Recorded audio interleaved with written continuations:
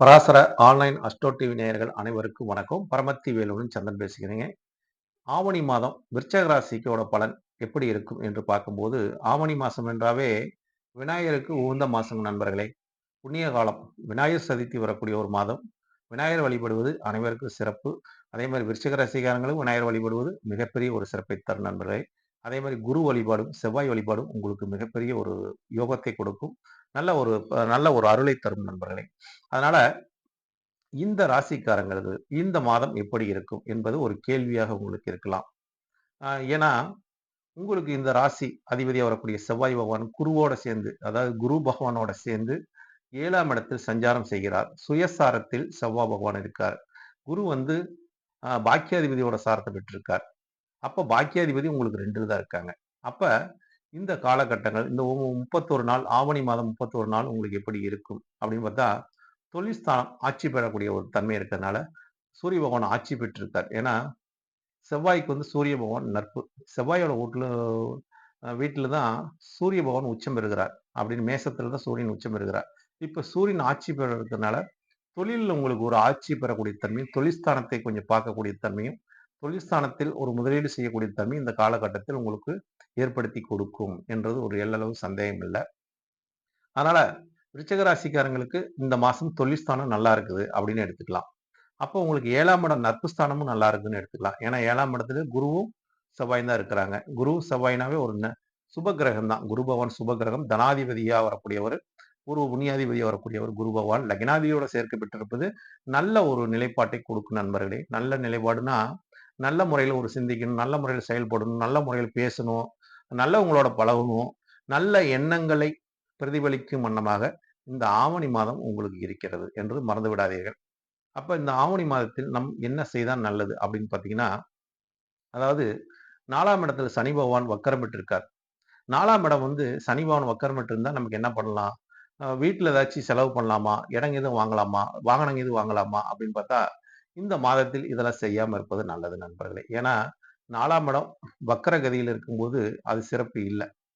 அப்ப அதனால நமக்கு வந்து ஒரு பின்னோக்கி போகக்கூடிய ஒரு இடம் வாங்குனீங்கன்னா, அது பிரச்சனை கொடுக்கக்கூடிய தன்மையும், அதே மாரி ஒரு வாகனம் வாங்குனீங்கன்னா, அதனால ஒரு தொல்லைய கொடுக்கக்கூடிய தன்மையும், வீட்டுக்கு ஏதாச்சும் செலவு செய்யலாம்னா, இப்ப இந்த மாதத்தில் பார்த்தீங்கன்னா, அது ஒரு சிறப்பு செய்ய முடியாத ஒரு பிரச்சனை. ஒண்ணு செய்யும்போது இன்னொன்னு ஆயிரும் அப்படிங்கிற தன்மையும் இந்த மாதத்தில் உங்களுக்கு குடுக்கும். அதனால வீட்டின் மூலியமாக மிக கவனமாக இருக்கணும்.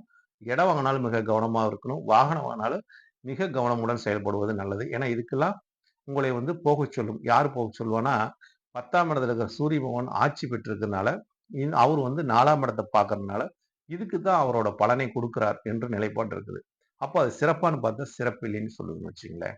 அப்ப இதுல எல்லாம் நீங்க கொஞ்சம் கவனமுடன் இருங்க. இதுல எல்லாம் செலவாகக்கூடியதுன்னு அதனால இதெல்லாம் செய்யாம இருந்தாவே சிறப்புன்னு சொல்றேன். அப்ப உங்களுக்கு இந்த மாதத்தில் வந்து பார்க்கும்போது, உங்கள உங்களோட ராசி அதிபதி 7ல் இருக்கார். அந்த 7ஆம் இடம் வந்து சுயசாரம் பெற்றிருக்காரு. அப்ப சுயமா சிந்திக்கக்கூடிய ஒரு தன்மை, சுயமா செயல்படக்கூடிய தன்மை, சுயமான ஒரு தொழில் செய்யக்கூடிய அமைப்பு. அதாவது தொழிலை நீங்க மிக கவனமுடன் இந்த மாதத்தில் செஞ்சா, உங்களுக்கு நல்ல ஒரு பேரும், நல்ல ஒரு கௌரவமும், தொழில்ல ஒரு முன்னேற்றத்தை கொடுக்கக்கூடிய ஒரு மாதமாக இந்த மாதம் இருக்கிறது. அதனால தொழில்ல கவனத்தை செலுத்த வேண்டும் இந்த மாதத்தில். அதே மாரி படிக்கிறவங்க குழந்தைங்களா இருந்தா கூட சரிங்க. அவங்கலாம் வந்து படிப்புல வந்து கொஞ்சம் கவனமுடன் செயல்படுவது நல்லது. படிக்கிறவங்க வந்து கொஞ்சம் வெளியில போய் படிக்கலாம்னு இருக்கிறவங்களுக்கெல்லாம் இந்த மாதம் கொஞ்சம் கை குடுக்கும், என்ன பொறுத்தளவுக்கு. ஏன்னா 9ஆம் அதிபதியா வரக்கூடிய ஒரு சந்திரன் வந்து ஆ 2ஆம் இடத்துல இருக்கார். அப்ப தனத்த முதலீடு செலவு செய்து தான் அவங்க வெளியில போகக்கூடிய தன்மை இருக்கு. அப்ப அவங்க அந்த படிப்புக்காக வெளியில போகக்கூடிய தன்மைலாம் வருங்க. மாணவர்கள், மாணவிகள் யார் இருந்தாலும் அத செய்யலாம். செய்வது சிறப்பை தரும்னு வச்சுக்கங்களேன். அப்ப உங்களுக்கு வேற என்ன அதுல சிறப்புன்னு பார்க்கும்போது, உங்களுக்கு 11ஆம் இடத்தில் கேது பகவான் இருக்கார். அப்ப நம்ம வந்து இந்த விருச்சிக ராசிக்காரங்களுக்கு ஆசைகள் என்று சொல்லக்கூடிய இடத்திலும், அபிலாஷை என்று சொல்லக்கூடிய இடத்திலேயும், ஆ அ 5ஆம் இடத்துல ராகுவும், 11ஆம் இடத்துல வந்து கேதுவும் இருக்கிறதுனால, நம்ம ஆசை நம்மளை மீறி அதிகரிக்க போகும். அந்த ஆசைகளை நீங்க குறைத்துக் கொள்வது நல்லது. அதனால நமக்கு ஏதாச்சும் நல்லதான்னு பார்த்தா நிச்சயமா நல்லது கிடையாது. அதனால தேவையில்லாத பிரச்சனைகளும், தேவையில்லாத ஒரு சிக்கலிலும் மாட்ட விட்டுரும் நம்மளையே. அதனால இவங்களுக்கு வந்து இந்த இந்த விருச்சிக ராசிக்காரங்களுக்கு ஒரு காதலிக்கிறவங்க யாராச்சும் ஒரு மாணவன், மாணவிகளா இருந்தா கூட அவங்களுக்கெல்லாம் வந்து 5ஆம் இடத்துல ராகு இருக்கனால காதல்லாம் வைக்கிறவங்க கூட வரும். ஆனா அது வந்தாலும் அது சிறப்பு இல்லைன்னு சொல்லுது. ஏன்னா, பாவக்கிரகங்கள் அது இருக்கறனால, அது ஒரு சிறப்பு தன்மைய குடுக்காது. அப்ப நீங்க வந்து கல்வியில கவனத்த செலுத்துங்க. மனங்கிற ஸ்தானத்துல ஒரு தீய கிரகம் இருக்குது. அதாவது அசுப கிரகம் இருக்குதுன்னு சொல்றோம். விஷத்தன்மை உள்ள கிரகம் இருக்குது. அப்ப மனசு நமக்கு தெளிவு பெறுமான்னு பார்த்தா தெளிவு பெறாது. அதனால இருந்தாலும் உங்க ராசியை வந்து குரு பகவான் பார்ப்பது ஒரு சிறப்பை தரும். அதனால நல்ல விஷயத்தை மட்டும் நீங்க செஞ்சுட்டு வர வர உங்களுக்கு இந்த மாதங்கள் யோகமான ஒரு மாதமாக, இந்த மாதத்தில் சிறப்புமிக்க ஒரு மாதமாக இருக்கிறதுனால உங்களுக்கு இதை நீங்க வந்து மறந்து விடாதீங்க. விநாயகர் வழிபாடு, விநாயகர் சதுர்த்தி வேற இந்த மாதத்தில் வருது. விநாயகர் வழிபாடு மிக மிக உங்களுக்கு இந்த மனசுல இருக்கிற ஒரு தீய ஒரு ஆசைகள், தேவையில்லாத ஒரு ஆசைகள் இருந்தா கூட, அதெல்லாம் இந்த விநாயகர் வழிபாடு நீங்க செய்யும்போது, அத வழிபட்டு வரும்போது அந்த ஆசைகள் நிராசையாகி நல்ல ஒரு நிலைப்பாட்டை கொடுக்கும் நண்பர்களே. நன்றி, வணக்கம். வாழ்க வளமுடன். பரமத்தி வேலுடன் சந்திரன்.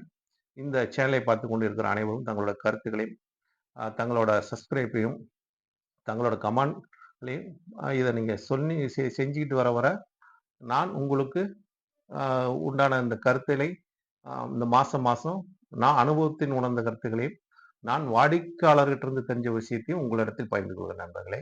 வாழ்க வளமுடன். பரமத்தி வேலுடன் சந்திரன்.